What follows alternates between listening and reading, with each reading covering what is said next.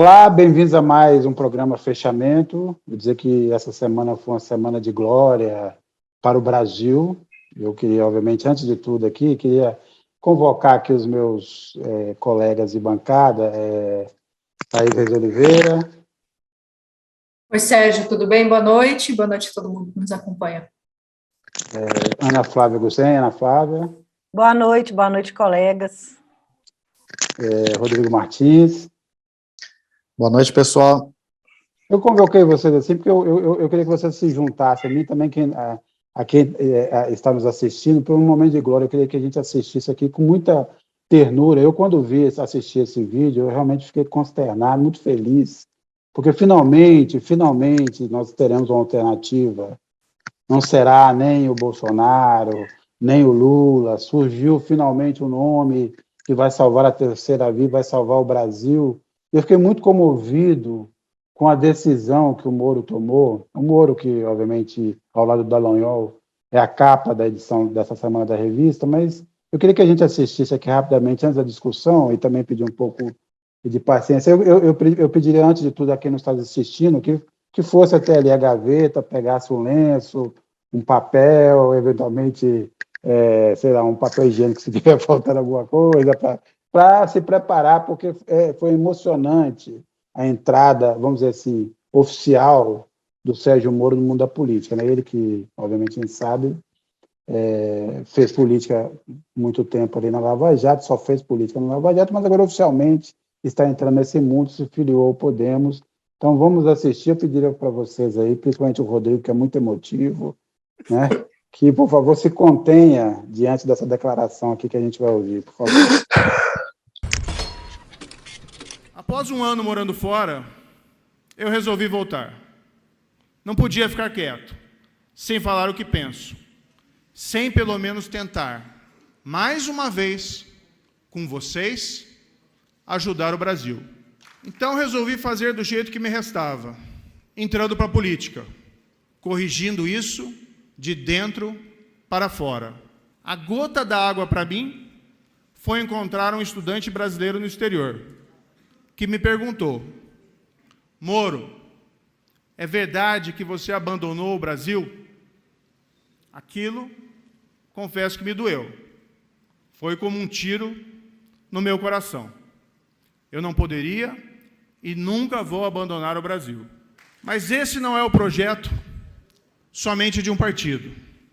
É um projeto de país aberto para adesão por todos os demais partidos, pela sociedade brasileira, do empresário ao trabalhador, por todo cidadão e cidadã brasileira. É o seu projeto. Ele está aí, apenas aguardando o momento certo. Chegou a hora.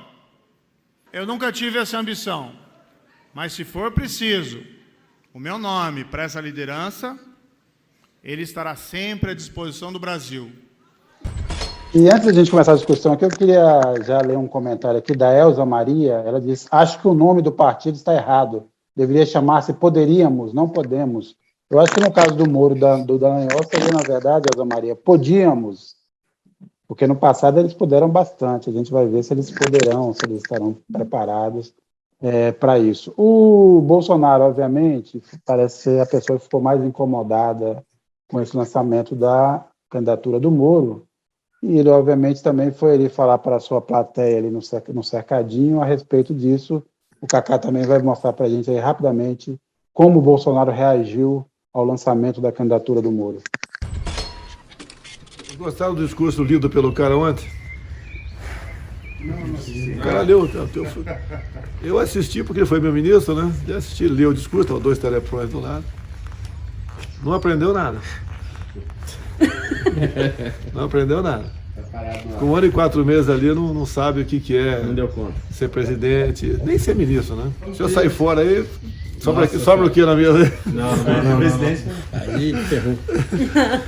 Faz não. Pelo amor de Deus. Não fala que eu sou bom, não, mas o que está na mesa aí é intragável. Pelo amor de Deus. E essa, basicamente, é a grande notícia da semana. A gente vai discutir aqui também outros temas. Vamos discutir a decisão do Supremo que barrou o Bolsolão, o orçamento secreto, ou restringiu ou criou novas regras, na verdade, para ele. Falaremos aqui de uma denúncia que a Ana Flávia Gussen traz nessa semana na revista, uma reportagem sobre o programa Abrace o Marajó, da Damares Alves, mas vamos discutir já esse assunto, lembrando que no calor aí desse lançamento, um estudo de pesquisa, o Quest, fez uma pesquisa para generar investimentos, o Moro aparece em terceiro lugar, empatado com o Ciro Gomes, ali na margem de erro, 8%, o Ciro com 7%, uma pesquisa que mostra uma queda brusca do Bolsonaro e o Lula numa posição ali nos 47%, 48%. Thaís Reis Oliveira, assim, obviamente a gente sabe da boa vontade que a mídia tem em relação ao Moro, poucos questionamentos e tal, mas como é que você avaliou esse lançamento do Moro, né? Ele que passou negando boa parte dos últimos anos, negando que iria entrar na política, depois fez tudo que fez, né? Virou ministro Bolsonaro e tal, sem contar toda a história da Lava Jato, mas o que você acha que sobra, né, de toda a espuma que, obviamente, esse tipo de evento provoca inicialmente? Quando essa espuma baixar, o que você acha que sobrará dessa candidatura a Moro? E se você acha que, no fim das contas, ele realmente será candidato à presidência, ou isso tudo ele está armando para, sei lá, ser candidato a senador ou algum outro tipo de cargo? Olha, Sérgio, eu acho que indiscutivelmente, ainda que isso não se confirme no futuro, o discurso que o Moro fez foi um discurso de candidato à presidência. Ele foi recebido com muita pompa nesse evento do Podemos, falou por quase 50 minutos ininterrupto, num discurso longo que tocou em vários temas. Teve até no início uma tentativa algo manjada de transformar uma fraqueza dele, que é essa relação que ele tem com a própria voz, que é considerada nasalada por muita gente, rende alguns apelidos ali. Ele falou disso, rebateu esses xistes, dizendo que um bom candidato não precisaria ter a voz bonita. Tratou de vários temas que, enfim, tem a ver com a trajetória do Sérgio Moro. Eu acho que o que fica desses 50 minutos é que ele, nós estamos indo para 2022, as eleições de 2022 não são mais as eleições de 2018, o que significa que o tema corrupção não é mais um tema da grande agenda que interessa ao eleitorado. Essa pesquisa da Quest que você mencionou mais cedo indica que para 49%, para quase metade dos brasileiros, o tema mais importante das eleições de 2022 é a economia, é a fome, a inflação, a carência, o desemprego, e só 9% consideram a corrupção um tema importante. Ainda assim, o discurso do Sérgio Moro foi um discurso muito calcado no combate à corrupção, no passado da Petrobras. Ele deu bastante alfinetadas no Lula e no PT, algumas no Bolsonaro, com menos gravidade, e falou também sobre esses temas, mas você nota, observando o discurso dele, que ele estava muito menos à vontade ao falar de temas envolvendo a economia do que parecia falando de temas de corrupção. As soluções que ele propôs ali foram muito genéricas. Por exemplo, tem uma passagem que ele diz que para que o Brasil não dependesse mais de programas eleitoreiros como o Bolsa Família e o Auxílio Brasil, ele gostaria de criar uma força-tarefa de combate à pobreza que envolveria, abre aspas, servidores, especialistas que já estão ali. Enfim, é uma salada de nada. Ele vai precisar ainda, se quer concorrer a presidente de fato, fazer a lição de casa e apresentar programas nesses temas, porque só o combate à corrupção e só essa tentativa de se postar como a terceira via não me parece ainda suficientes para fazer com que a candidatura dele chegue ao segundo turno. Mas é fato que a entrada dele no jogo muda as coisas. Essa pesquisa da Quest, que é a mais recente, se eu não me engano, considerando já a filiação do Sérgio Moro no radar, mostra que ele tem potencial para prejudicar os planos do Bolsonaro e que afasta a possibilidade de um outro sujeito postulante à terceira via de alcançar o poder. Na pesquisa da Quest, o Moro tem 8% ou 9% das intenções de voto, enquanto o Rodrigo Pacheco, o Dória, Eduardo Leite aparecem ali com 1% ou 2% no máximo. Então, embora o Podemos seja um partido pequeno, talvez a candidatura do Moro, caso não entração nas pesquisas, vai invariavelmente atrair esses outros nomes que disputam a terceira via. Mas, ainda assim, ele precisa aprender a falar de muitas coisas. Então, se por um lado eu acho que a candidatura do Moro prejudica a candidatura do Lula por trazer à tona essa questão da Lava Jato, a questão de que ele foi preso e condenado, embora livrado pelo STF, por outro lado, vai ser muito difícil, parece ser muito difícil para ele ainda se comportar como um candidato para as eleições presidenciais de 2022. O discurso dele em todos os temas que não envolvem corrupção é muito ruim, mas ele é ainda um candidato que representa esses valores que elegeram o bolsonarismo de uma maneira mais bem portada. Ele parece tentar oferecer ali para o eleitor, a julgar pelo que ele disse nesse primeiro discurso de filiação, uma versão moderada e funcional do bolsonarismo. Pode atrapalhar os planos do presidente, mas ainda precisa comer bastante arroz e feijão. Ô, Rodrigo, essa ideia de força-tarefa contra a fome, o que você acha que ele poderia fazer? Por exemplo, o cara está com fome, sofre uma condição coercitiva, vai preso, fica meses lá até provar até descobrir quem é o responsável. O responsável. É isso? Não, você elege um inimigo, e prende ele, está tudo resolvido, né? Foi assim que ele conduziu, por exemplo, a Lava Jato. É curioso que o Moro ele tem destacado muito no discurso dele, e depois talvez o Cacá até tenha tempo de passar aí um trechinho dele falando sobre corrupção, né? E ele destaca sempre aquelas frases feitas da Lava Jato: olha, nós recuperamos 4 bilhões de reais que foram desviados da Petrobras. Ainda tem para recuperar outros 10 bilhões, né? Que estão lá fora. Então, são 14 bilhões, né?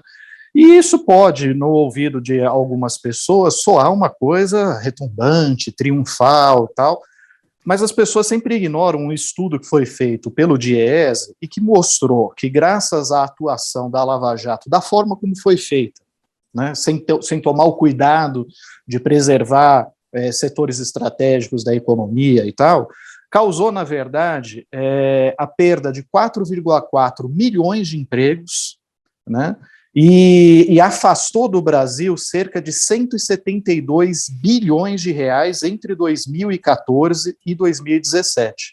Então, quer dizer, ele está falando de 14 bilhões que foram supostamente repatriados, na verdade só 4, 10 ainda estão por vir, mas ele já está contando com o ovo da galinha, e 172 bilhões deixaram de vir em investimentos para o Brasil nos setores de construção civil e de petróleo e gás.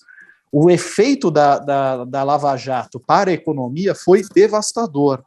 E mais do que isso, na verdade, o efeito da Lava Jato para a política brasileira também foi devastador. Por muito tempo, Moro criminalizou a atividade política, ele elegeu adversários políticos como alvo para depois arrumar a culpa, atribuir a culpa a eles. Não é à toa que o Supremo Tribunal Federal considerou ele um juiz parcial nos processos contra o Lula, né? Durante todo o período em que ele atuou no caso, ele se encontrava, felizmente, solenemente, com outros políticos adversários do PT, foi flagrado em fotos sorridentes com Aécio Neves, com João Dória, com o Rodrigo Maia, que à época era muito hostil ao PT, e por aí vai. Sempre teve uma atuação política. Durante esse período, ele determinou um grampo no escritório de advocacia do Lula. 25 ramais de advogados da defesa do Lula foram grampeados, e a Lava Jato ficou monitorando as estratégias de defesa do Lula, uma coisa que é absolutamente inconcebível em qualquer país onde existe o Estado Democrático de Direito. Ele divulgou trechos de conversas que foram interceptadas fora do período autorizado judicialmente, caso, por exemplo, daquele diálogo entre a então presidenta Dilma Rousseff e o ex-presidente Lula, falando sobre a possível nomeação dele para o Ministério da Casa Civil, né? E ele fez questão de divulgar isso para inviabilizar a indicação do Lula como ministro da Casa Civil e para dar impulso ao processo de impeachment contra ela na Câmara dos Deputados, que era o que estava em jogo naquele momento, né? Lembrando que ele, apesar de ter divulgado isso, ele omitiu um relatório da Polícia Federal que mostrava claramente que Lula não estava disposto a assumir o cargo de ministro da Casa Civil. Foi após muita insistência de vários integrantes, inclusive do MDB, que era ex-aliado do PT, que ele aceitou, topou assumir esse cargo de ministro da Casa Civil. Mas esse relatório da PF ele não revelou, ele só revelou aquela conversa em que a Dilma disse que iria mandar um termo de posse para ele, como se fosse algo absolutamente ilegal, e é uma prática corriqueira. Ele também ocultou provas, né? E os diálogos da Vaza Jato, que não foram considerados no julgamento do Supremo Tribunal Federal, mas os diálogos da Vaza Jato revelaram que havia ali um claro conluio entre o juiz e os acusadores, os integrantes do Ministério Público Federal. Eles chegaram ao cúmulo de alguns procuradores fazer piada, festejar, compartilhar memes em momentos como a busca e apreensão no sítio de Atibaia, ou no momento em que o Lula foi conduzido coercitivamente. Havia uma torcida para que ele fosse preso. Desculpa, Rodrigo, mais do que isso, né? Eles fizeram chacota na morte da dona Marisa e na morte do neto do Lula, né? Bem lembrado. Fizeram chacota na morte da dona Marisa e na morte do neto do Lula. Então, assim, você vê que é uma atuação claramente parcial, né? E como bem resumiu em uma entrevista que deu para mim no início dessa semana, o advogado Marco Aurélio de Carvalho, que é coordenador daquele grupo de juristas prerrogativas, né? O lavajatismo é o que criou, é o fenômeno que propiciou a ascensão de Bolsonaro. Na verdade, a frase dele é: o bolsonarismo é filho legítimo do lavajatismo. E é mesmo. Foi o Moro que permitiu a ascensão do Bolsonaro ao criminalizar a política, ao eleger o PT como alvo preferencial, ao tirar Lula da disputa eleitoral da forma como tirou. E também, na campanha, ele se envolveu diretamente, revelando trechos de uma delação do Antônio Palocci, que a própria Polícia Federal reconheceu tempos depois tratar de uma delação fraudulenta, que foi inventada pelo Palocci a partir de notinhas extraídas de jornais, né? Então, o Moro ele atuou não só como o mentor desse caldo que propiciou a emergência do bolsonarismo, mas nas eleições de 2018 ele atuou como cabo eleitoral do Bolsonaro e foi recompensado por isso. Foi recompensado com um super Ministério da Justiça, incluindo novas atribuições, e só não cresceu mais porque Bolsonaro viu que ele poderia fazer sombra para ele e começou a podar a atuação dele, inclusive com o objetivo de proteger a própria família. O Bolsonaro jamais quis ficar em alguma forma nas mãos do Moro. O Moro ele saiu pelas portas do fundo do governo, ele saiu chutado do governo, né? E agora ele vem com esse discurso de combate à corrupção, quando na verdade foi ele que corrompeu o sistema de justiça. E eu acho que as eleições elas vão ser didáticas nesse sentido, porque o Lula, com as alianças que está construindo, que está formando, vai ter tempo suficiente na TV para mostrar o quão parcial foi esse juiz, né? E o quão essa desculpa de fazer o combate à corrupção da forma como eles fizeram, não que o combate à corrupção não seja necessário, ele mas da forma como eles fizeram, partidarizada, enviesada, sem tomar cuidado em proteger setores estratégicos da economia, não só produziu o bolsonarismo, mas como produziu o desastre econômico e social que nós estamos vivendo hoje, né? Com essa altíssima taxa de desemprego, com inflação fora de controle, com milhões e milhões de brasileiros passando fome. Esse é o resultado da Lava Jato. O resultado da Lava Jato foi a ascensão de Bolsonaro e de todo esse caos social e econômico que nós estamos vivendo hoje. A Iracema Barbosa, insuportável, meu Deus, chega de fantoche dessa máfia perversa que está no poder, pelo amor de Deus. O Senatori faz uma pergunta aqui. Senatori, eu já vou tratar dela, antes eu vou fazer uma pergunta para a Ana, e antes disso eu vou até só lembrar de uma coisa. O Moro falou dos 4 bilhões recuperados, 10 bilhões, é sempre bom lembrar de uma determinada história. depois que a Dilma sofreu impeachment, o Temer recuperou o poder, chegou ao poder e entregou a Petrobras lá para a gestão lembrarei o nome Pedro Parente? do Pedro Parente, que foi ministro do FHC. Aconteceu o seguinte: a corrupção da Petrobras foi avaliada em 6 bilhões de reais, segundo os cálculos variados, inclusive da Lava Jato. Quando a Petrobras lançou ações na Bolsa dos Estados Unidos, ela valia 10 bilhões. Descobriu-se o pré-sal, ela foi para 100 bilhões. Quem comprou ações da Petrobras quando abriu na Bolsa de Nova York ganhou muito dinheiro em cerca de 15 anos, né? Olha o tamanho da valorização. Aí, para fazer esse acordo, a partir das acusações que a Lava Jato fez e cobrado pelo Departamento de Estado dos Estados Unidos, o Pedro Parente, então, acabou fazendo um acordo com os 200 acionistas da Petrobras, não mais do que 200, e pagou 10 bilhões de dólares.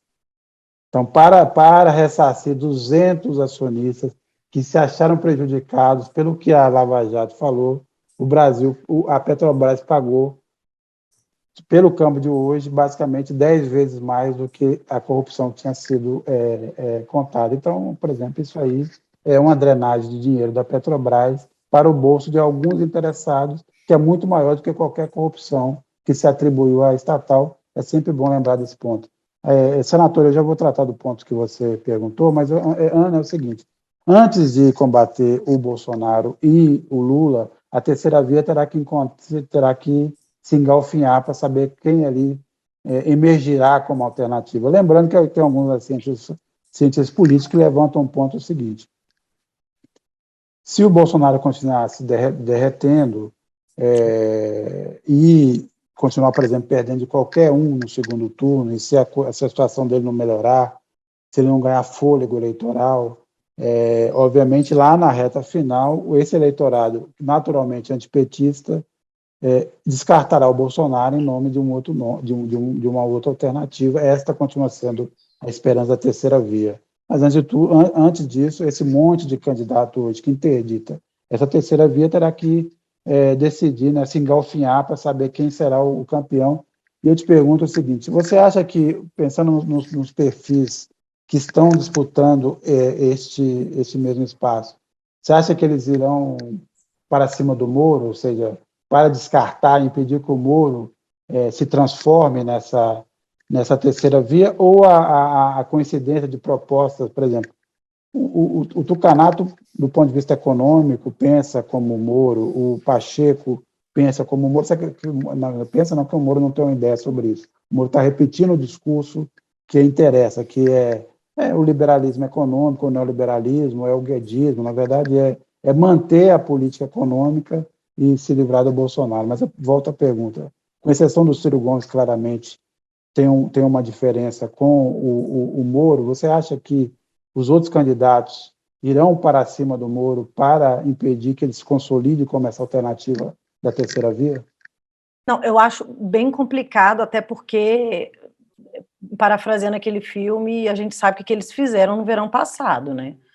Todo mundo ali na época áurea da Lava Jato, todo mundo andando com camisetinha do Moro, a gente viu Dória, a gente viu tucanos levantando bandeira para Moro. Então, assim, eu acho meio difícil. E para quem aposta no antipetismo, porque o Moro ele alimenta muito o antipetismo, né? Ele é uma figura, assim, que ele alimentou muito enquanto ele era juiz. Então, você ataca um pouco para essa turma, o discurso anticorrupção, esse discurso do bem lavadinho, do limpinho cheiroso, entendeu? Eu queria até comentar um pouco sobre isso, porque eu acho, inclusive, que o Moro, pelo discurso dele ontem, um viés super liberal, com um tom messiânico, né, personalista, populista. Ele traz a família de bem de volta, ele traz a pauta do combate à corrupção, ao mesmo tempo ele se coloca contra tudo que está aí. Se você for ver, o discurso dele é um Bolsonaro que come de talher, né? e que ocupa ali um espaço deixado pela centro-direita, né? Sem os arroubos bolsonaristas, sem o reacionarismo exposto, mas ele é quase um tucano. Ele pega um espaço do PSDB e o PSDB não está conseguindo dialogar com o eleitorado dele. A pesquisa da Quest traz o Moro à frente dos tucanos, enquanto eles estão numa guerra fratricida. O Moro está se filiando, está lançando candidatura, mas, ao mesmo tempo, eu acho que bater de frente com o Moro agora não seria uma boa para o PSDB justamente por causa disso. Então, agora, o que a gente vai ver a partir de agora é o Bolsonaro perdendo mais tempo com o Moro, né? A gente viu aí no início os vídeos Bolsonaro, e não só ele, o Carluxo, o Eduardo Bolsonaro, desde um pouco antes da filiação, eles estão perdendo muito mais tempo batendo no Moro. Claro que continuam batendo no Lula e no PT e na esquerda, mas eu estou vendo um gasto de energia, na verdade, do presidente da República com o Moro. Dos outros candidatos, eu ainda não vi nada, e até porque ainda não existe terceira via, mesmo com o Moro aí, mesmo ele pegando o naco ali do PSDB e pegando uma parte do eleitorado, dialogando muito com parte do eleitorado do Bolsonaro, ele ainda não é também uma terceira via. A terceira via ela ainda não apareceu. Porque, se você for ver, está todo mundo muito abaixo. Não existe viabilidade de Bolsonaro para baixo, não há viabilidade ainda. Tem muita água para rolar. Eu acho que esses nomes vão sendo decantados aí ao longo dos meses. Mas, nesse momento, o Moro, pela pesquisa da Quest, que foi feita depois da filiação, da filiação dele, ele ainda não movimentou tanto assim, não. Então, eu vejo dessa forma. Eu acho que o bom é ele, o Bolsonaro perdendo tempo com ele. É isso que vai pautar aí, eu acho, que os próximos dias.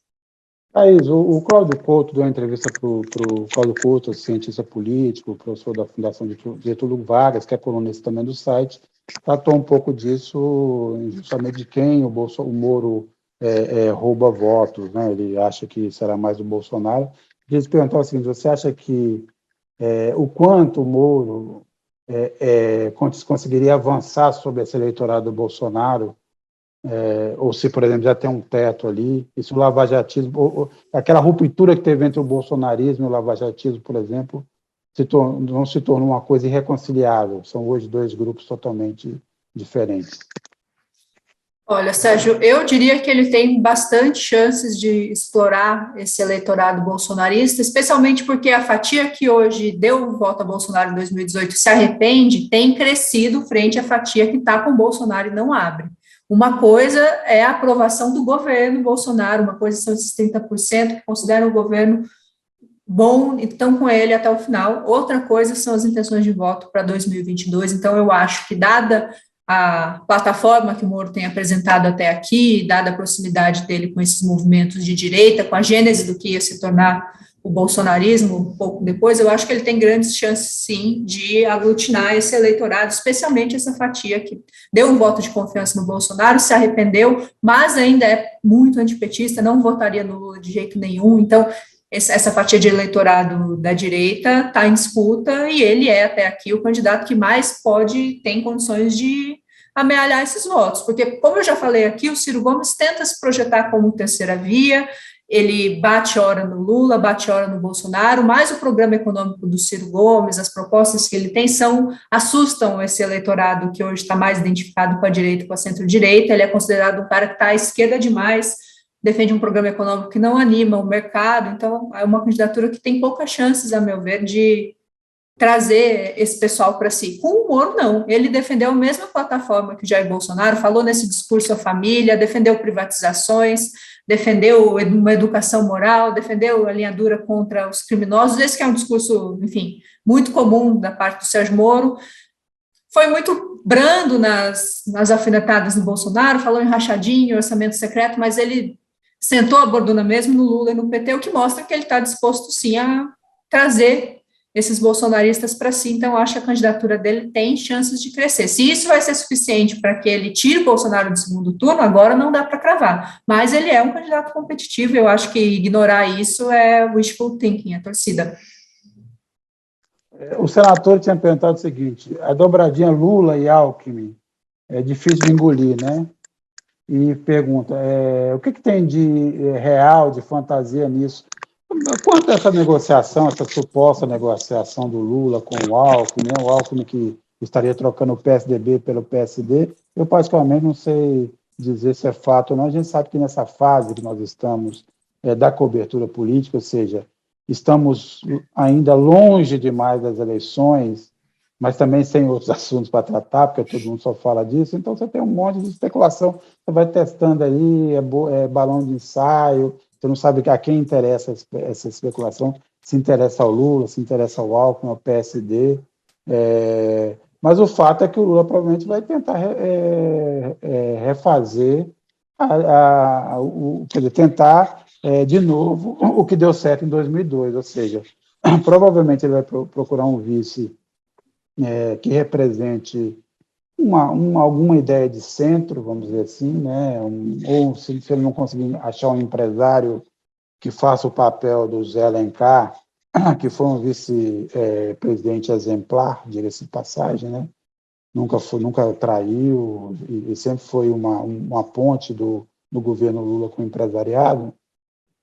Ele vai certamente tentar buscar alguém de centro. O Lula quer fazer a aliança mais ampla possível, porque ele acha que só assim conseguirá consolidar essa posição para vencer essa eleição. Se ele conseguir fazer isso, ele, obviamente, é fortíssimo candidato a vencer no primeiro turno. Talvez não ganhe, porque o PT nunca conseguiu ganhar uma eleição no primeiro turno, dado a máquina que funciona durante a eleição contra o PT. A gente sabe muito bem que a mídia, de forma uníssona, o empresariado, o antipetismo funciona bem, agora tem as redes sociais, isso sempre impediu o PT de ganhar uma eleição no primeiro turno, mas certamente o Lula fará isso.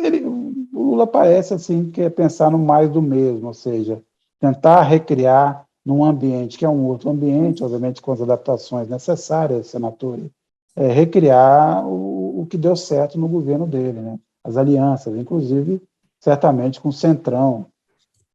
E a gente vê o Centrão aí, é sempre bom lembrar o que o Centrão é. Eu sempre digo, o Centrão é aquela coisa, ele vende 100%, mas entrega 50%. Ele está com o Bolsonaro agora, porque ele tem cada vez mais influência no poder, mas, obviamente, vários componentes, várias porções desses partidos do Centrão têm linha direta com Lula, foram ministros, ocuparam posições e também se beneficiaram daquele sucesso do governo Lula. Então, obviamente, eles sabem, conhecem o Lula, conhecem como funciona, e não teriam nenhum problema em desembarcar de uma candidatura Bolsonaro lá na frente e se aliar ao Lula. Então, parece que o Lula quer fazer um pouco esse rearranjo. Dará certo? Essa é a grande questão, porque, na verdade, as condições são totalmente outras.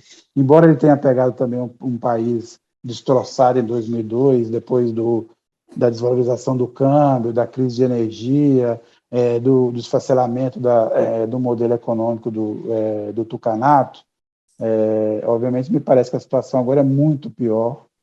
O mundo também não está naquela onda que veio depois de 2002, que beneficiou os governos do PT. Nós estamos muito mais isolados. A destruição que é dada, primeiro pela incompetência e depois pela má-fé do governo Bolsonaro, a destruição institucional que eles fizeram, vai demandar muito, muito tempo de reconstrução. Então, são outras circunstâncias, né? Mas eu acho que o Lula pensa em ser, de novo, esse grande mediador, esse pacificador e, portanto, imagino que ele conversará com quem for. Não sei se será o Alckmin, acho difícil, mas, ao mesmo tempo, você tem o PSD do Kassab que está, na verdade, o que o Kassab está fazendo é se preparando para substituir o MDB. Lembrando que o MDB, desde o fim da ditadura, é o partido que sustenta o governo, sustentou todos os governos desde o fim da ditadura, e até se esfacelar, como se esfacelou agora, já não tem a importância que teve, embora tenha uma grande bancada no Senado, embora tenha uma bancada razoável na Câmara, não tem mais a influência que teve, e quem está partindo para ocupar esse espaço é o Kassab, está construindo o PSD para isso. Né? Provavelmente pode até ter um candidato à presidência, mas é tudo para ser moeda de troca, para fortalecer o partido. Então, eu acho que essa é a circunstância. Se não for o Alckmin, será alguém. Eu acho que o Lula buscará alguém ali com esse perfil mais de centro. Não me surpreenderia também se ele repetisse também, por exemplo, na economia, chamasse um ministro também mais ligado ao mercado, como foi o Meirelles, né? Que ele não reverta, por exemplo, a independência do Banco Central. Eu acho que o teto de gastos, sim, porque o teto de gastos inviabiliza a administração brasileira, quer dizer, ela inviabiliza o país, é impossível, você tem que oferecer uma outra alternativa de controle fiscal, mas não o teto de gasto, que é uma coisa que engessa o setor público brasileiro e impede qualquer retomada de crescimento. Mas eu não me surpreenderia outras decisões, assim, por exemplo, deixar que o Banco Central continue independente, não mandar, por exemplo, um projeto para reverter essa decisão, por exemplo, e ele conviver com 2 anos com o Roberto Campos Neto como presidente do Banco Central. Então, esse para mim parece o arranjo mais provável que o Lula e o PT procurarão para garantir uma vitória em 2002. Agora, Rodrigo, então, a gente estava falando sobre isso agora. O impressionante é o seguinte, quer dizer, a gente viu hoje algumas movimentações, o TCU cobrando que os procuradores lá da Força Tarefa devolvam as diárias, porque eles também tinham um esquema ali passaram muito tempo em Curitiba, mas não se instalaram lá, aí cobravam diárias, hotel, passagem. Então, é um valor vultoso que o TCU está pedindo para recuperar. E você que conversou aí com vários advogados, com o grupo da prerrogativa, com ex-procuradores, todos muito críticos à atuação da Lava Jato, você acha que pode vir aí algum tipo de ação que em algum momento impeça o Dallagnol ou o Moro de se candidatar, ou seja, alguma coisa que leve à inelegibilidade dos dois? Olha, na atual conjuntura eu acho muito difícil. E eu até cheguei a fazer essa pergunta para alguns dos juristas que eu entrevistei, na seguinte linha: será que também a candidatura, por exemplo, do Dallagnol, não é uma tentativa de evitar uma punição, alguma sanção judicial, por conta dos vários processos que eles estão correndo e tal? E a resposta de todos eles foi mais ou menos na seguinte linha: eles não têm que ter medo disso, porque não houve qualquer movimentação nesse sentido até agora. No Conselho Nacional do Ministério Público, por exemplo, você tem 14 reclamações disciplinares, uma sindicância e um pedido de informações contra o Dallagnol. E ele já sofreu uma advertência e uma moção de censura. Mas nunca, efetivamente, o CNMP impôs qualquer sanção mais dura contra ele. O único integrante da Lava Jato que foi severamente punido recentemente foi aquele procurador que custeou um painel, um outdoor em Curitiba para fazer autopromoção da Lava Jato. Aquele painel, bem-vindo à República de Curitiba, a foto de todos os integrantes da Força Tarefa e a velha bravata do aqui a lei se cumpre, né? Esse foi o único que foi punido com uma sanção de demissão, né? Mas, no frigir dos ovos, assim, uma punição maior que poderia haver no CNMP para o Dallagnol, por exemplo, seria a exoneração com aposentadoria compulsória. Se ele próprio pediu a exoneração, assim, elas por elas, né? Mas e os diálogos da Vaza Jato? Há um consenso no mundo jurídico de que os diálogos da Vaza Jato, eles podem sim servir para você derrubar alguma decisão em favor de um réu, ou seja, ser usado pela defesa de alguém que foi prejudicado por esse conluio lavajatista. Mas eles não servem como elemento de prova para a acusação. Então, dificilmente o Moro ou o Dallagnol poderão ser responsabilizados pelas práticas criminosas que a Lava Jato teve com base nesses diálogos, porque eles foram interceptados de forma ilegal, são provas consideradas ilícitas para isso, para a acusação, não para a defesa, né? Então, não há um ambiente político propício a que surja isso, a menos que o Bolsonaro coloque a sua máquina, né, na Polícia Federal, para trabalhar contra o Moro especificamente, que é quem o ameaça nesse momento, né, Agora, eu acho que, por outro lado, há sim uma preocupação deles de entrar para a política, e no caso específico do Dallagnol, de disputar uma vaga no parlamento, onde certamente ele vai conseguir, se ele se candidatar a deputado federal, pelo estado do Paraná, onde ele tem uma popularidade muito alta, ele vai conseguir uma vaga com tranquilidade. Mas há sim uma preocupação do quê? De uma troca de governo. Imagine o Lula se eleja presidente, há uma alteração no cenário, há um novo ministério, uma nova chefia no Ministério Público e, eventualmente, surge uma CPI da Lava Jato no Congresso. Como é que ficarão essas figuras se eles não tiverem prerrogativa de foro, né? Lembrando que essa semana, por exemplo, o Flávio Bolsonaro conseguiu aí uma importante vitória no STJ, justamente porque ele tem prerrogativa de foro. Ele era deputado estadual à época que começou a se apropriar indevidamente de salário dos seus funcionários de gabinete, segundo a acusação do Ministério Público do Rio de Janeiro, só que as ações todas estavam sendo orientadas, estavam sendo instruídas pelo juiz Itagiba, que é da primeira instância. E, no caso, já deveria ter sido, desde o início, instruídas pelo órgão especial do Tribunal de Justiça do Rio de Janeiro. Graças a essa filigrana jurídica, né, todas as provas que foram instruídas pelo juiz Itagiba na primeira instância foram anuladas, e o MP do Rio de Janeiro vai ter que recomeçar a investigação do zero, sem poder usar aquelas provas que já tinham sido coletadas antes. Então, eu imagino que o Dallagnol possa ter feito esse cálculo, sim, de assegurar para ele um foro privilegiado, evitando uma mudança no cenário político que propiciasse a responsabilização dele.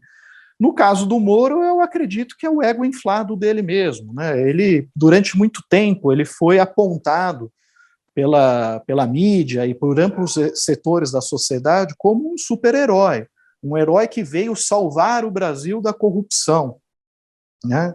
Havia, inclusive, balões inflados pelos atos bolsonaristas com ele vestido de Superman, né? O Super Moro. E eu acredito que esse ego inflado do Moro o faz realmente acreditar que ele tem chances de vencer as eleições deste ano, e acredito que amplos setores da mídia vão renovar, né, a aposta nesse herói nacional nessas eleições, por não querer nem a reeleição de Bolsonaro, nem a eleição de Lula.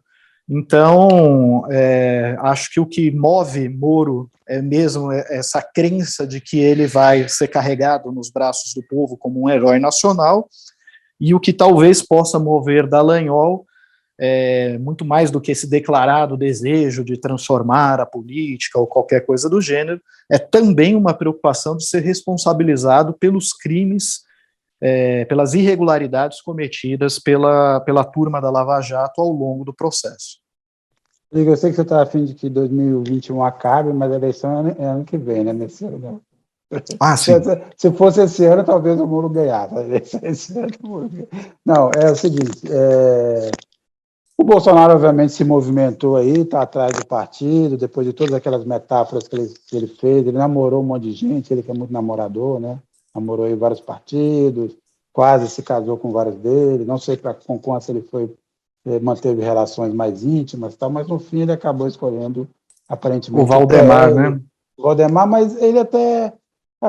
ele recebeu muita crítica, obviamente ele foi um crítico do Centrão, ele que no passado esteve em partido do Centrão, porque ele mudou de vários partidos, e foi então integrante do Partido do Centrão, depois ele mudou, criticou o Centrão, criticou o Valdemar Costa Neto, depois, obviamente, se abraçou aí, esse abraço de afogados com o Centrão de novo, mas aí essas críticas, né, porque o eleitorado dele às vezes fica confuso com essas coisas, e aí ele foi explicar aí para o pessoal por que ele está fazendo essa escolha. O Cacá vai mostrar para a gente aí.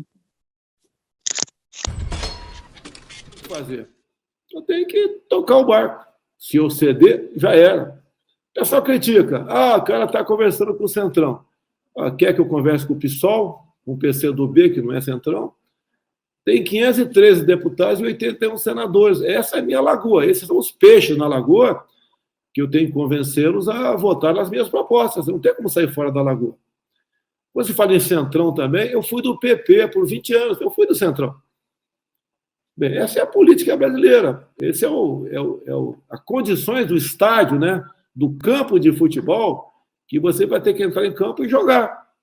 Quem não tiver muita força de vontade para entrar em campo e disputar a partida, vai para a segunda ou para a terceira divisão.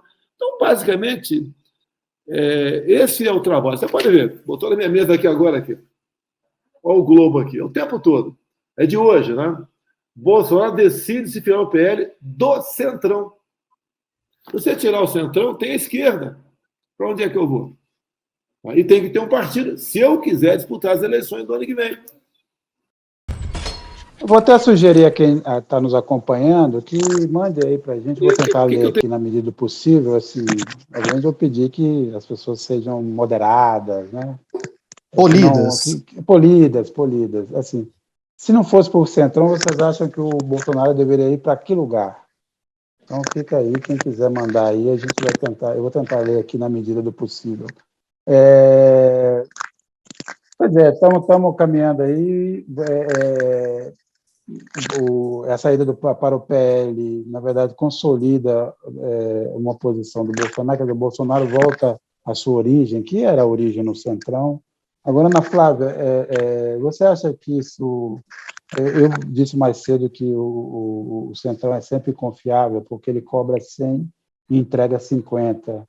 O quanto você acha que essa filiação ao PL amarra os compromissos aí do Centrão com Bolsonaro nas eleições? Eu acho que não muito, porque ele até entre os pares dele, ninguém confia nele, né? Ele já, como ele mesmo diz, já namorou e já descasou. Basta ver o histórico de partido dele antes dele ser presidente da República. Se eu não me engano, ele passou por 8 legendas ou 9. E, assim, ele não tem esse compromisso. Na verdade, o que ele quer é o seguinte: quando ele entra num partido, ele quer o controle da direção, ele quer que os filhos entrem também para controlar. Então, assim, tanto que vários deputados do PL, incluindo o vice-presidente da Câmara dos Deputados, Marcelo Ramos, já ameaçaram até sair da legenda, porque não é só pela figura dele aportar no partido, é porque ele exige um grau elevadíssimo de direção. O Valdemar Costa Neto parece que está disposto a abrir mão nesse sentido, né? Mas, assim, por exemplo, o Bolsonaro, ele já bancou, que, por exemplo, ele quer São Paulo. Ele falou numa entrevista ontem que uma das moedas de troca foi ele poder indicar o candidato ao governo de São Paulo, do PL. Só que a gente tem aqui uma questão que o PL já está com o vice do Dória, do PSDB, que vai ser o candidato ao governo se Dória for para a presidência. Então, tem uma construção aí também que tem que ser feita. Então, eu acho que é muito mais direção partidária, poder comandar decisões eleitorais, fundo eleitoral, né, o dinheiro, do que, na verdade, só, basicamente, um rearranjo. Eu acho que a questão dele com o Centrão, ele conquista na distribuição das emendas, né, grana pesada, igual a gente viu acontecer nessa semana, foi 1 bilhão 24 horas antes de votar a PEC. Acho que distribuição de cargos, você tem o Ciro Nogueira, você tem o Ricardo Barros. Eu acho que esse é o jogo dele com o Centrão, mas a ida dele para o PL, claro, o PL é um partido do Centrão, mas eu acho que ele quer muito mais comandar a máquina partidária para não ficar refém de partido nenhum, porque, como a gente sabe, ele é Ele não respeita partido, né? Ele é indirigível. O Alci Pedroso mandou ele para o inferno. O Bruno Daniel Moraes também vai para os quintos. O Miguel ABD, Abud, talvez, para a cadeia em Guantánamo. O João Vilar de Queiroz Neto para Papuda. A Lenice Thanos também para o quinto dos infernos, está ganhando. De repente, se a gente continuar nessa tendência, pode até ter uma vaquinha, comprar uma passagem para o Bolsonaro para ir para lá. Breno Andrade, de volta para o esgoto. A Cláudia de Kik também. Ele deveria ir para os quintos do inferno, mas o capeta vetou a entrada.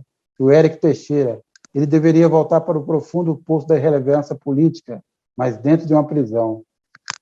Então, essas são aqui. A gente está aberto a mais opiniões. Eu queria saber, por exemplo, fazer também essa pergunta à bancada. Rodrigo, se o Bolsonaro não fosse para o Centrão, ele deveria ir para onde? Olha, eu acho que ele deveria seguir o exemplo do ex-presidente Temer, que após entregar o cargo, foi pacificar o Líbano, após aquela mega explosão do porto de Beirute e tal. No caso, o Bolsonaro poderia, já que ele gosta tanto de fundamentalistas religiosos, gosta tanto de ostentar armas, gosta tanto de aparecer com um fuzil na mão, ele poderia ir para o Afeganistão, ajudar nos esforços de reconstrução do país, quem sabe? Muito bem. Ana, você tem alguma sugestão? Eu não parei para pensar nisso. Técnico do Atlético Mineiro, ele podia treinar um Atlético. Não, aí não. Deus me livre, logo agora que a gente está podendo sonhar, eu vou esperar mais um pouquinho para pensar. Aí. Olha, eu acho que o Bolsonaro, fora da política, poderia experimentar uma carreira como youtuber, como ministrando cursos, tentando dar golpes nas pessoas na internet. Eu acho que ele sairia bem nessa seara. Substituir o Olavo de Carvalho. Isso, o Olavo. Fundar uma seita. Anda sumido, o Olavo. Podia ir para Maryland, ele né? Ele está internado ainda, não está? Ou ele já teve alta? Alguém sabe? Não sei. A última informação que eu tive dele é que ele teve alta, que ele só anda meio quietinho mesmo, né? Vale lembrar que vários dos insurgentes bolsonaristas aí puxaram uma cadeia, enfim, foram punidos, então passa essa... E ele tá soldados da guerra bastante, cultural né? bolsonarista, ele já foi processado. Perde multas aí, milhões já, tá devendo até o que não tem.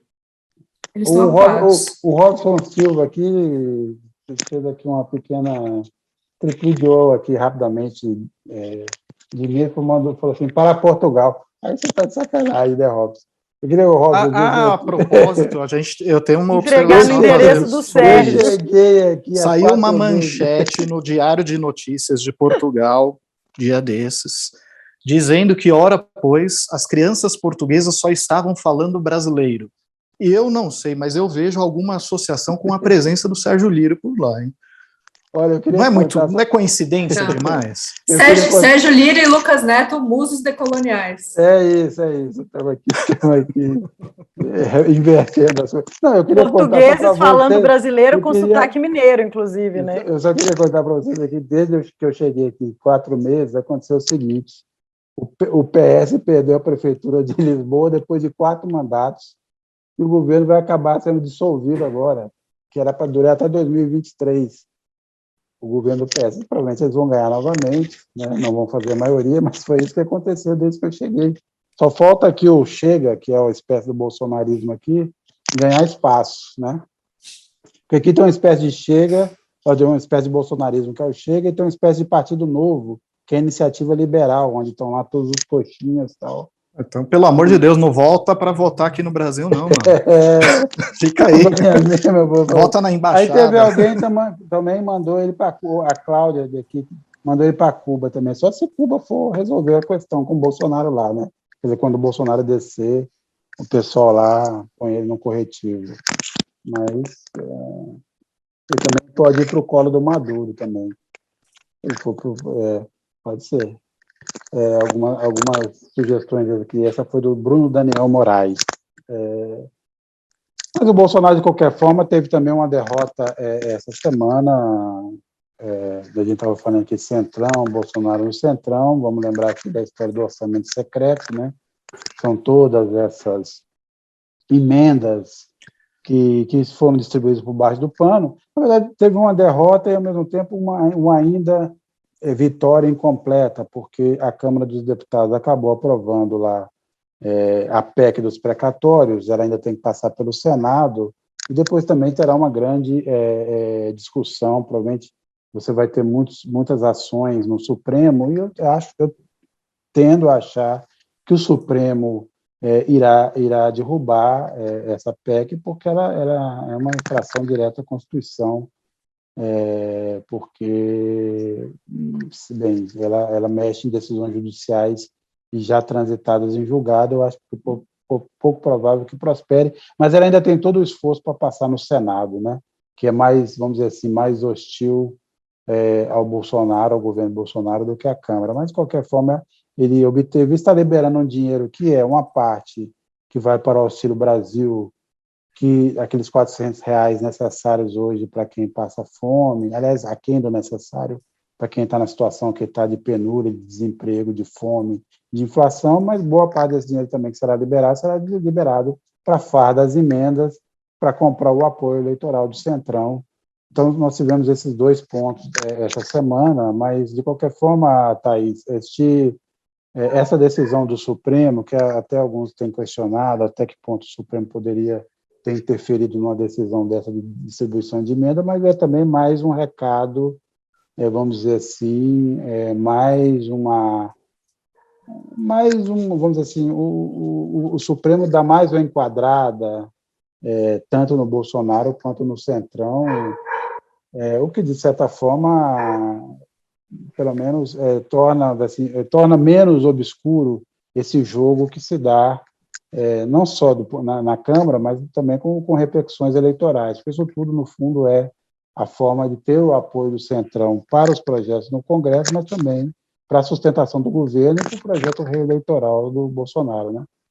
Sim, o Centrão e o governo Bolsonaro agora, Sérgio, precisam um do outro, né? O Bolsonaro como governante para levar, para garantir a sobrevivência do próprio governo, para chegar à reeleição com alguma condição de disputar, de fato, uma reeleição, e o Centrão precisa do Bolsonaro, governante, para manter o seu poderio sobre a máquina pública, e segundo, nas eleições, porque o Bolsonaro, ainda que não seja hoje o candidato mais competitivo para 2022, é um sujeito que mobiliza muita gente, então, embora ele pode até não ganhar em 2022, mas vai garantir ao PL, esses partidos que agora já estão próximos dele, que vão se casar com ele nos próximos dias, garantir que esses partidos cheguem a 2023 com uma bancada forte, com uma posição forte no governo, independentemente de qual governo seja.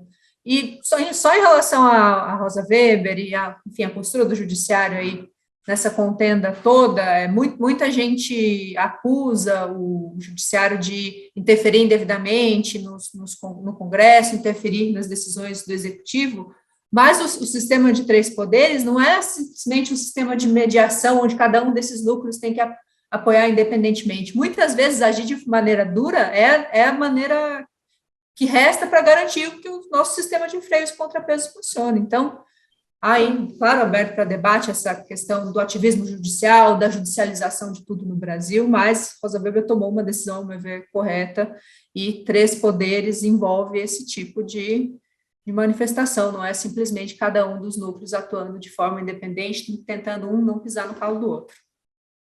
Sérgio, eu queria só lembrar que mesmo depois da decisão em caráter liminar da Rosa, o Tesouro liberou emendas depois da decisão dela, né, atropelando uma decisão do Supremo, né, de acordo com uma matéria que a Piauí deu, teria sido, eu estou olhando aqui, mas dá mais de 4 milhões, 5 milhões e meio em emendas, né, que vieram do orçamento secreto. Então, a gente já via aí um desrespeito a uma decisão do Supremo, e o Rodrigo Pacheco, lá de Glasgow, por mais que o Senado não seja a casa mais tranquila para o Bolsonaro, mas lá de Glasgow ele criticou a decisão da Rosa, e ele também disse que não vê problema nenhum em existir um orçamento secreto, ele acha que existe transparência.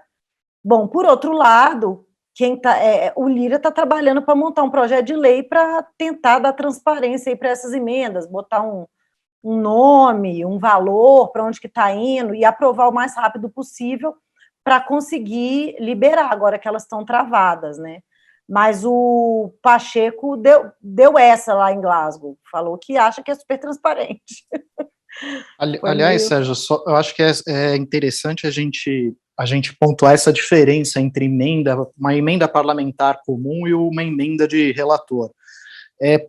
Sempre existiu no parlamento as emendas parlamentares, né? Você tem um certo volume de recursos que é distribuído de acordo com regras específicas para os parlamentares, né? O governo pode liberar mais ou liberar menos, para os parlamentares indicarem projetos que o executivo deve investir.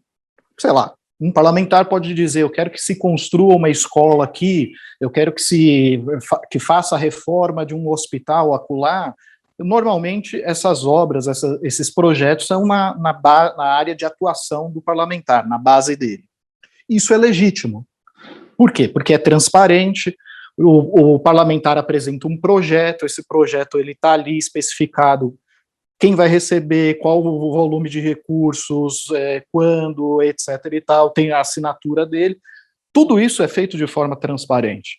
Agora, a inovação do governo Bolsonaro foi o quê? Foi criar a figura desse emendas do relator, em que o presidente da Câmara distribui recursos no escondidinho da sala, para quem bem entende, às vésperas de votações importantes. Foi por isso, devido a essa falta de transparência na forma como são feitas essas emendas, que a ministra Rosa Weber vetou. E sobre a PEC dos precatórios, que o Sérgio falou, eu acho que vale a pena também ponderar duas coisas, né? Primeiro, que as pessoas às vezes não têm clareza do que é um precatório. Precatório, ele é uma dívida judicializada da União. A União perdeu na justiça e a justiça determinou que a União pague aquele valor a alguém, ou a uma empresa, ou quem quer que seja. Muita gente às vezes tem a impressão de que isso envolve grandes financiadores, grandes empresários. Não, a maior parte desses precatórios, muitas vezes são, por exemplo, de beneficiários do INSS, que tinham direito a receber determinado benefício e não receberam por alguma razão, entraram na justiça, a justiça reconheceu que ele tem aquele direito e ordena que a União pague. E aí a União agora está dizendo o quê? Não, vamos dar um calote, vamos deixar esse cara na fila, vamos deixar ele mais tempo lá. E hoje já tem gente que está 10 anos na fila esperando para receber um precatório. Então, assim, é justo fazer isso? Esse é um primeiro raciocínio que a gente tem que fazer. E o segundo ponto é um ponto que o Sérgio destacou, que é o seguinte: a PEC dos precatórios liberou para a União 90 bilhões de reais para gastar. Desses 90 bilhões de reais, apenas 50 bilhões vai para financiar o Auxílio Brasil, o auxílio de R$400 prometido pelo Jair Bolsonaro. Os outros 40 bilhões vão ficar de livre acesso ao governo para fazer o que bem entender. O Bolsonaro já prometeu, por exemplo, usar uma parte desses recursos para financiar o Bolsa Diesel dos caminhoneiros, porque ele está vendo que o preço dos combustíveis está subindo de tal forma que uma categoria que sempre o apoiou está começando a se afastar dele. Então ele vai oferecer uma Bolsa Diesel para os caminhoneiros ficarem quietinhos e não montarem novas mobilizações, trancar estradas e por aí vai. Mas também uma parte significativa desses 40 bilhões podem ser revertidos justamente nessas emendas de relator, que são absolutamente opacas. Você não sabe qual é a regra que rege, você não sabe quem está recebendo exatamente isso, porque os gastos são feitos diretos pelo Ministério. Então aparece a rúbrica, um gasto que foi feito pelo Ministério do Desenvolvimento Regional ou pelo Ministério da Saúde, e não está especificado ali que aquilo foi indicação do parlamentar XYZ, porque o presidente da Câmara distribuiu isso secretamente ali, às vésperas de uma votação importante. Isso é sim uma forma disfarçada de comprar votos, isso é sim um bolsolão, né? E só no Brasil que a gente aceita passivamente esse tipo de coisa com esse grau de transparência. É isso. Nessa semana, na edição de Cultura, a Ana Paula Souza trata da dificuldade que tem hoje em dia os grupos culturais, seja teatro, dança, cinema, de captar recursos por conta da demonização da Lei Rouanet. E também pelas dificuldades financeiras que o país está passando. Está muito mais difícil não só se encaixar nas regras da lei, que tem sido dificultado para todo mundo, mas também achar patrocinadores. Então, várias companhias aí estão procurando novas formas de se financiar, e até algumas têm descobrido umas boas saídas. Algumas recorrem aos velhos patronos, financiamento coletivo. Então, a Ana Paula vai contar um pouco para a gente de como está funcionando, nesse momento, a captação de dinheiro para a produção cultural no Brasil. Ana Paula, bem-vinda. Olá, pessoal, boa noite. No Plural dessa semana, a gente tem uma reportagem sobre a busca que as instituições culturais e alguns grupos artísticos estão fazendo pelas doações de pessoa física. Tudo isso porque, como todo mundo sabe, o governo está fazendo uma pressão duríssima na Lei Rouanet, dificultando, para não dizer impossibilitando, o uso da lei pelas instituições, uma lei que existe há 30 anos. Então, o que as instituições estão fazendo é tentar atrair as pessoas físicas para elas usarem a Lei Rouanet e doarem, porque é possível que as pessoas doem até 6% do seu imposto de renda para um projeto cultural. Bom, tem uma segunda matéria que é traduzida do Observer, que é um perfil muito interessante do Timothée Chalamet, que é um ator que ficou conhecido por um filme mais independente chamado Me Chame Pelo Seu Nome, um filme lindo, e que agora virou um astro de blockbuster com o Duna. É uma figura muito interessante e que mostra a nova Hollywood. Então, ele não tem aquele perfil do homem forte, e é uma outra coisa. Eles chamam ele de o Pequeno Príncipe nessa matéria. É isso. Ana Flávia, a gente acabou aqui tratando de vários assuntos, não acabamos falando da sua reportagem, então vamos aproveitar esse momento para você contar um pouco, sem, obviamente, tirar e contar tudo, deixar que o pessoal leia com prazer na edição da revista, na edição online e no impresso. Conta um pouco da sua reportagem aí sobre o programa Abraço Marajó, que é uma das vitrines aí da Damares Alves. O programa Abraço Marajó ele foi lançado em 2019 pela Damares e foi apresentado oficialmente na ONU, né, por ela. Na ONU ela falou que seriam investidos 900 milhões de dólares, né, o que dá aí quase 5 bilhões de reais nesses anos. A gente tem que lembrar que o arquipélago do Marajó possui 16 cidades, tendo 8 cidades com os menores índices de desenvolvimento humano do país.